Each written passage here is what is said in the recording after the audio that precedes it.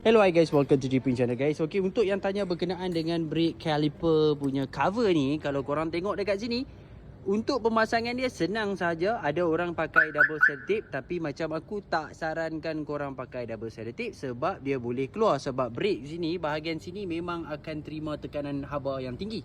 So korang mestilah tembak skru. Tembak skru bahagian mana? Kalau korang tengok dekat sini, aku dah tembak skru sini. Satu dan dua di bahagian atas. Okey, ni nampak dah terbuka dah lah sebab aku memang nak buka brake caliper ni. Kalau korang tengok belah sini, korang boleh nampak lebih jelas lah. Okey, korang boleh tengok ada lubang skru dekat situ. Satu dan dua guys. Korang tembak skru. Korang boleh screenshot dan juga korang boleh buat dekat kereta korang. Tapi bagi yang senang akses, okey lah. Kalau korang punya rim tu macam cabang dia banyak, korang kena buka rim dulu, lepas tu baru tembak skru guys.